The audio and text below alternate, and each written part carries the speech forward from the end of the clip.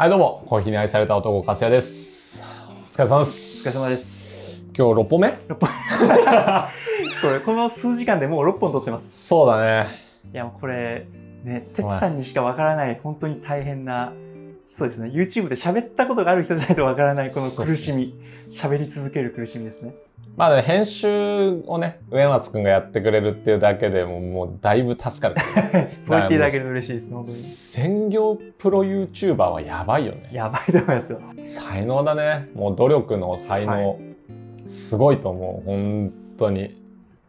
まあ、一旦置いといて、それは。今回は、結構ね、今までにもコメント多く来てたんだよね。そうですね。はい。大量に入れるときどうしたらいいですかっていう質問が結構来てるみたいで、例えば普通の46メソッドを紹介するときって 20g で 300g のお湯を注ぐっていうレシピが、メインじゃないですか。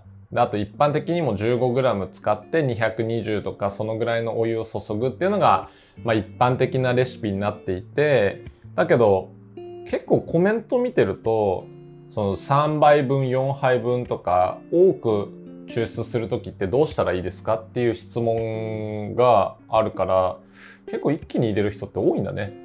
会社とかでもしかしたらちょっとね、商談じゃないですけどパッとお客さんが来た時に例えば4人とか6人とかに出さないといけないみたいな、そういうもしかしたらシチュエーションがあるのかもしれないですよね。なるほど。そういう方たちが4分以上かかっちゃうんですとか、すごい時間がかかってしまうんだけどどうしたらいいですかみたいな質問が結構来てるっていうことだったんで、やってみようかなと思います。で、結論言えば、粗く引こうねっていう話なんですよ。なので、46メソッドの動画しっかり見ていただくとわかると思うんだけど、時間はあのまま。だけど、お湯が落ちきるように粉の粗さを調整してくださいねって言ってるんで、落ちきってないってことはもっと粗くしなきゃいけないってことなんですよ。なのでまず一つ解消法としては今より粗く引いてください。そうすれば今までと同じレシピのまま使えるんだけど、なんかそのぐらい分かってるよっていう人が多いと思うんだよね。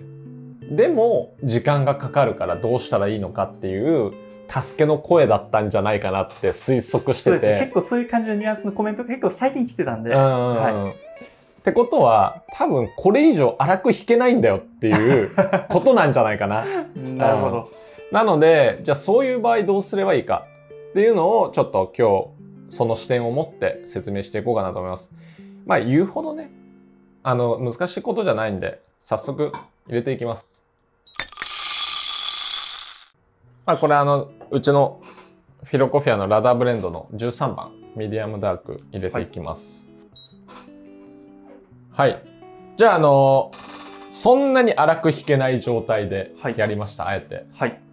で、こういうさ、大きめの、ジャーで受けると思うのね。はい。で、50g とか、そう大きい時って。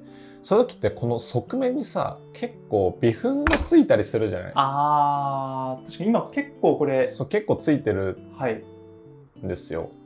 量が多くなればなるほど当然微粉の量も増えちゃうわけなんですよ。なのでできればこういうのをこうできる限りでいいので取っちゃうっていうのも一つ重要だったりします。なんか俺無意識にやってたんだけど、なんか確かに哲さんたまにこう撮影してたらやってるよね。やってるの確かにそうだと今思いました。そうそうそう。なるほど。だからこういうのって微粉だったりするんで。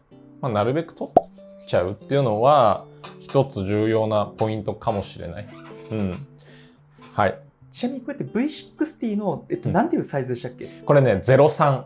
これ03なんですね、これは。俺が普段使ってんのは02かな。はい。たまにちっちゃいのがあるけど、あれ01。これ03で、マックス俺は今まで 100g 使ったことある。粉。なんか動画でもあれはもっと極端にありました。そう。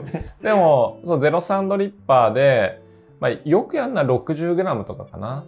でも今日はちょっと 50g でいこうと思います。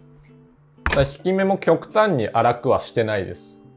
で、EK の11番、一番粗いところでやってます。じゃあこれを、50g 使うから基本の46で言えば 750g お湯を注いでいくんですよ。15倍だから。で、3倍かける5で750に行くんだけど、やっぱ量が多いと、ここのベッドの高さが普通よりかなり上がっちゃうから、味の出方って普通の 20g とかより濃いめに出やすいんですよ。で、これもそんなに粗く引けてないから。なので、まあお湯の抜け方見ながらにはなっちゃうんだけど、4回に分けるぐらいにした方がいいです。お湯を。だから5回に分けない。そうすることで時間の短縮を図る。っていうのが、まあ一つポイントですね。じゃあ、入れていきましょう。で、あと、粉の量が多いので、しっかり早めに注いであげましょう。これ今 50g に対して100のお湯を注いでます。2倍。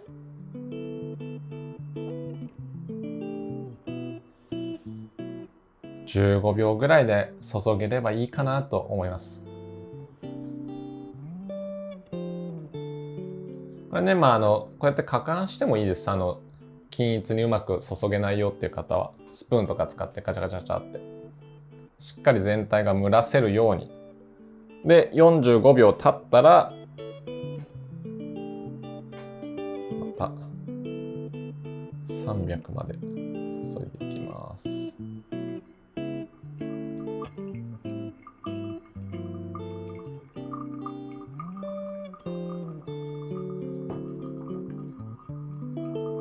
で、1分半までしっかり待ちましょう。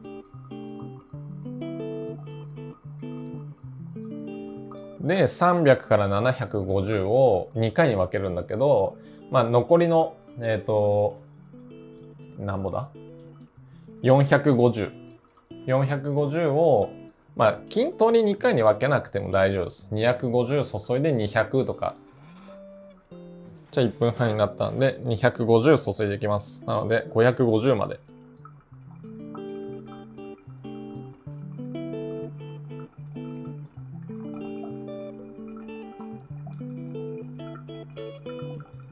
なるべくね、均等にお湯がかかるようにしましょう。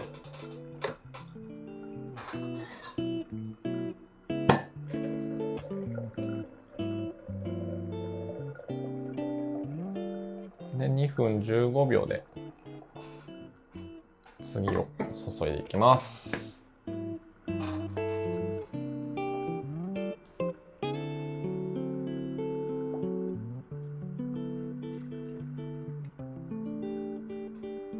で、最後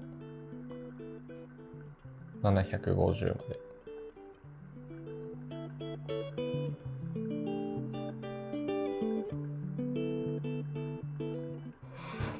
最後はね、これが焙煎が中深入りなので真ん中だけに注いで、あんまり味が出すぎないように抑えてますけど、もっと深入りだったら3投目ぐらいからそういう注ぎ方にしてもいいし、そもそもお湯をね温度下げた方がいいし、でもうちょっと浅入りの場合であれば最後の4投目もしっかりこう攪拌しながら注いじゃって大丈夫です。でこれ4投にすることでトータルのブリュータイムを3分半ぐらいに整えるっていう狙いがあるので、多分ねそれをやるだけでだいぶ違うんじゃないかな。もちろんね粗く引けるんであればもっと粗く引いて5回に分けて3分半を狙ってもらっていいんだけど、もうこれ以上引けないんですよっていう場合ねは4投にしちゃうっていうのは一つの手です。今3分7、28、29、30。このぐらいで落ちきったので、ちょうどいいんじゃないでしょうか。はい、ちょうど本当のいい仕上がりのタイムですね。これさすがです。で、大量に入れた時は、マジで気をつけてほしいのは、この上下差はかなり濃度が違うから。上と下とで。下は結構濃い液体になって、上は結構薄い液体になるんで、しっかりこう攪拌したり、あとスプーンとか使ってちゃんとかき混ぜてください。じゃないと、これを一人で飲むであればいいんだけど、例えば何人かでね、そのシチュエーションで言えば分けるんであれば、1杯目と5杯目とでこう注いでった時に全然味が変わっちゃうから、そこは本当気をつけた方がいいです。あとなんかプロっぽいじゃん。こうやってね。確かに確かに。なんかこれで急に会社でコーヒー出されたら、おってなりますよね。なんで回してんのとか言われたら、いや、実は上下で濃度が違くて。あ、そうなんだ、みたいな、なるから。超優秀なお茶組み係。確かにね、2世帯家族で住まれてる方とかも、朝これでご家族全員分のコーヒーとかいろいろありそうですよね。まあそうだよね。これいいよね、きっとね。じゃあ、はい、ちょっと飲んでみましょう。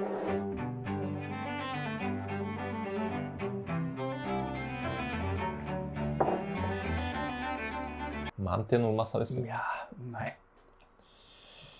いや、今日撮影最後っていうのもあって、ね、すげえ今これホッとする味だなと思って。ホッとしちゃったね。ホッとしちゃいました、なんか。いや、うまいわ。やっぱうちのブレンドはうまいんだよ。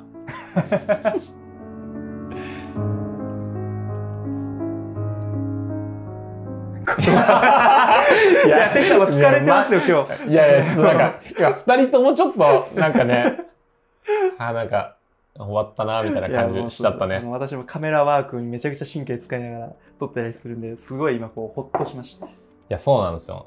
ね、皆さん普通に見てるかもしれないけど、植松くんかなりね、気使ってくれてるんですよ。カメラセッティングから何から。はい。植松くんもお疲れ様でした。お疲れ様でした。